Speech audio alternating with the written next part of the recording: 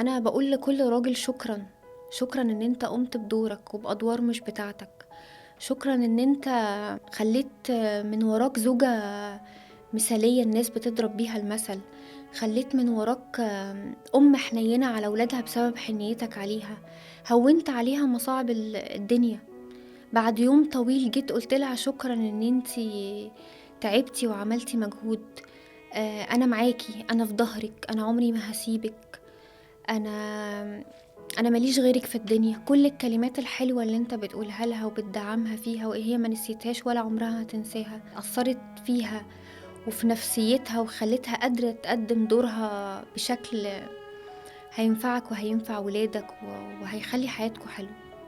شكرا لكل راجل وزوج قام بدوره. شكرا لكل راجل كان مصدر أمان لبيته ولولاده ولمراته. شكرا لكل راجل ادى الأمان لمراته من غير ما يطلب منها أي طلبات تانية.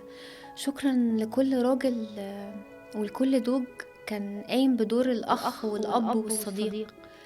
شكرا إن هو كان مصدر العطاء في البيت. شكرا إن هو كان السند والظهر.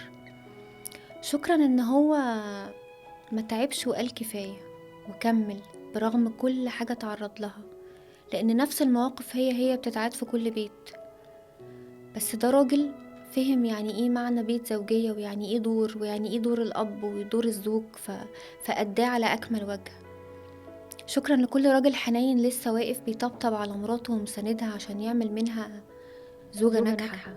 شكرا لكل راجل مش خاين، وشكرا لكل راجل مش كذاب، وشكرا لكل راجل مش نكدي، وشكرا لكل راجل ما بداش حد من بره على مراته وعلى بيته، وشكرا لكل راجل ما سمحش لحد يخرب علاقته بمراته، وشكرا لكل راجل فهم يعني ايه علاقة زوجية، ويعني ايه بيت، ويعني ايه أسرة، وفهم دوره.